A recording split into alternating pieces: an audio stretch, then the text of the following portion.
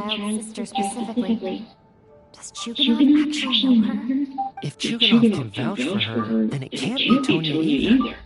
In which case, it seems unlikely that there's another dead person among us at all. Miss Odette, could you go over that afternoon with me one more time, when you found me dead? No problem.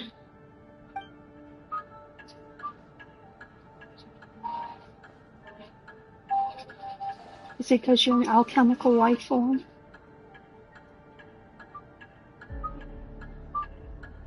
Is that why you have no pulse? No matter how hard I try, I just can't remember anything about dying. But I do remember something else.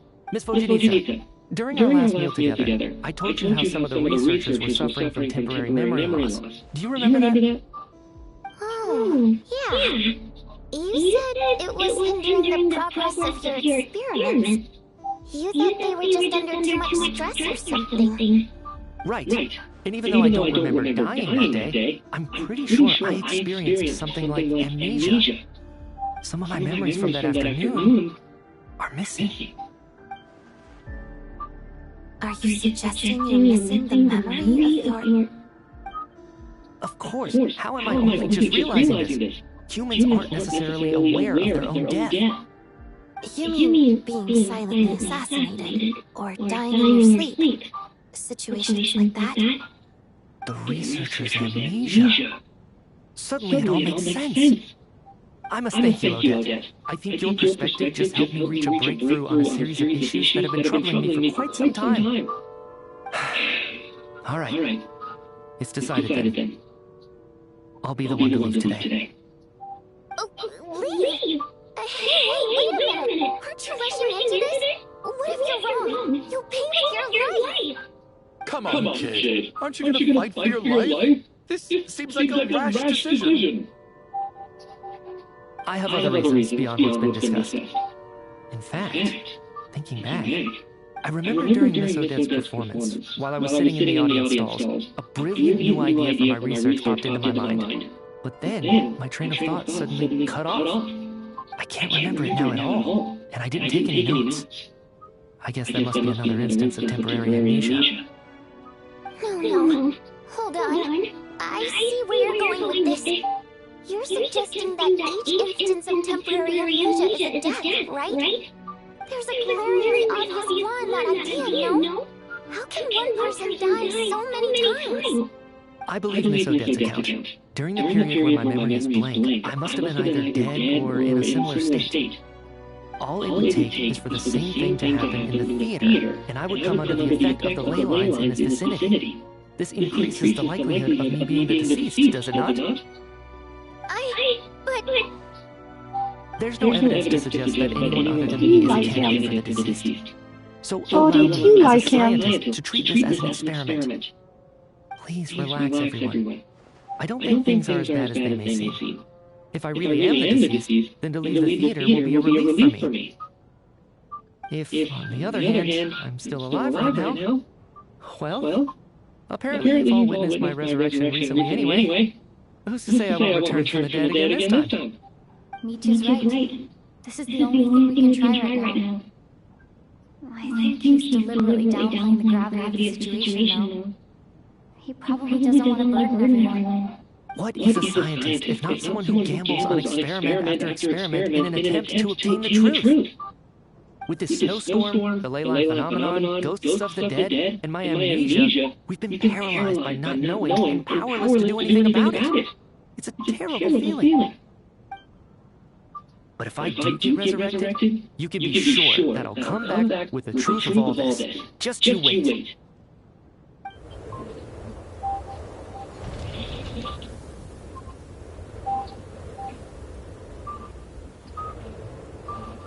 And apparently you're taking your living scarf with you.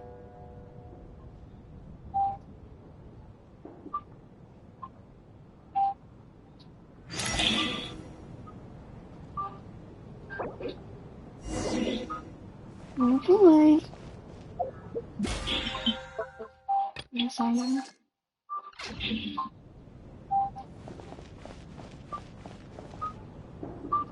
Poor Mr. Mitchell.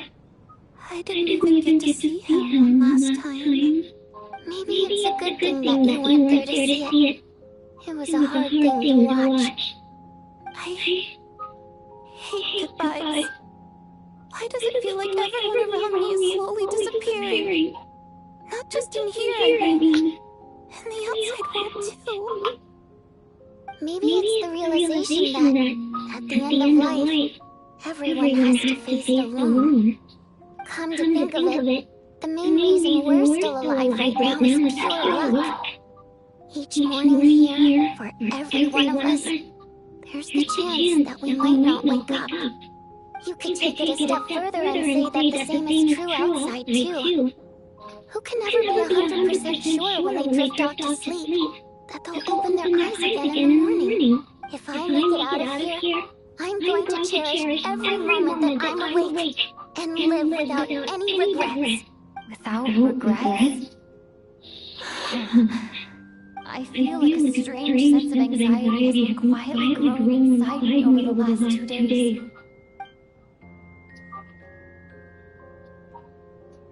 Are you okay? You look really glum. If something's bugging you, let's talk about it. There's only a few of us left here now. After everything we've been through, what's the point in keeping things bottled up? Yes, I'd like to know why you're wearing a collar and shackles on your wrists. I have a travel companion named Paimon. Alosha and Odette have met her before. She's been feeling unwell recently. You're worried about her, aren't you? That makes sense. We've been trapped in here for days. To be honest, I used to feel like I was just a spectator in this world, watching everything that happens from the sidelines. Maybe it's because I'm a descender? Descender? But with Paimon by my side, over time, I slowly felt my connection to this world growing stronger. She loves eating, sleeping, and having fun, but she's also a great guide. It's her authenticity that makes this whole world feel more real for me. Over the last few days that we've been apart, I've often caught myself wondering, what would Paimon say if she were here right now?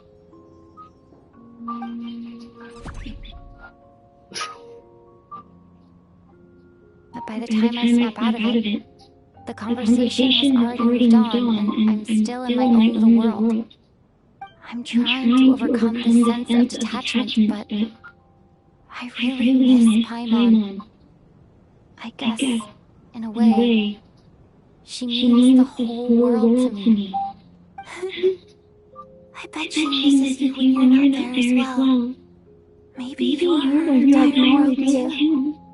I don't know if this will make you feel any better, but back when the water imps left Snezniah out in droves, I also felt like the whole world was suddenly empty.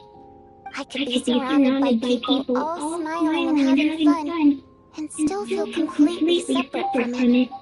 So, I totally understand how you feel. Later on, I started to think, maybe accepting the fact that our loved ones won't always be with us is something that takes a lifetime. All we can do is cherish their companionship from moment to moment. So, once we get out of here, you better hurry back to our side as fast as you can. You can't let your story end in regret. That's the trope I hate the most. Thank you. That's exactly what I needed to hear. But Odette, if you hate goodbyes too, why didn't you leave with your people? That's just the choice I made. I used to regret it, but I don't anymore. Like I said before, singing is a water imp's primary mode of expression. It's how we convey our emotions. Our songs have echoed through this theater for hundreds of years. Each one a story pieced together through moments of joy and sorrow. But does a story exist without someone to read it? To me, the answer is no. So I made the choice to stay. That way, there would still be someone left to sing these songs and listen to their stories. Otherwise, they could have been lost forever. Could you teach me how to understand people's songs sometime? I want to be able to truly hear them, like Mr. Shroud. A fan after my own heart. Thank you, Tonya. How about I sing something for you, and you tell me what you hear? Okay, I'll do my best.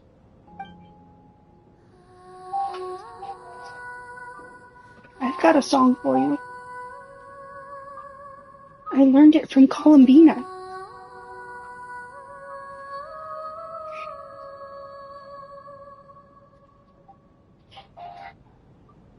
I've never heard that one before. I feel like I can hear a sense of longing somehow. I wonder why that is. Becoming impressed, Tonya. You're a keen listener. Most people can only tell if a song is happy or sad. I didn't think you'd be able to pick up on such specific details. So, what's the song about then?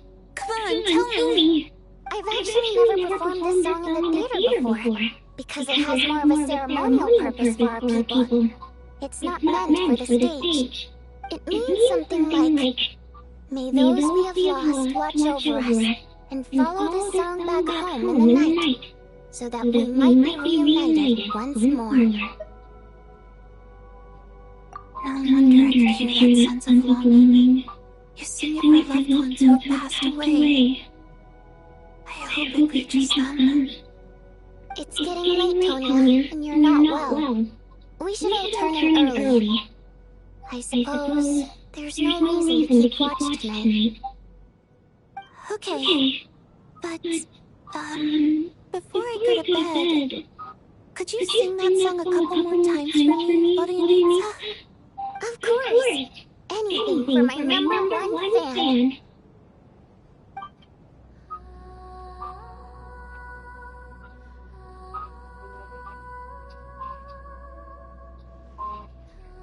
They really need to work on those arm movements. Oh my god. What is she doing? Is she singing or having a seizure?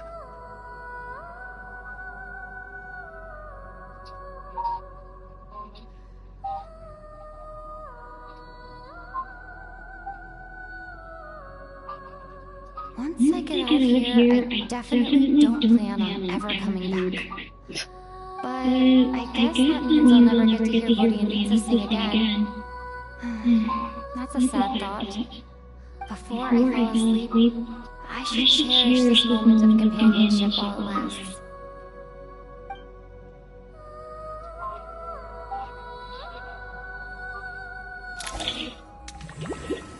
Here we go.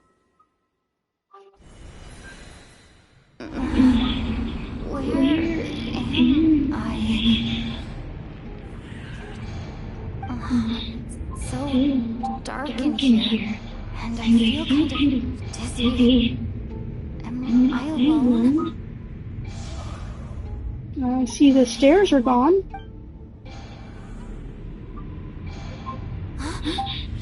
What was that noise?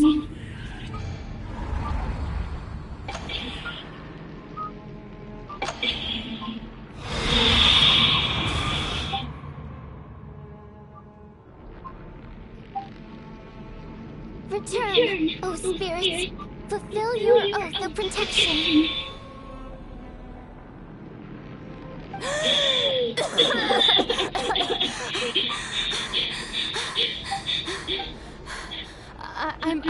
I'm alive? What just happened? No time for questions. Quick, over here. Turn on the switch. We need to bring back the light.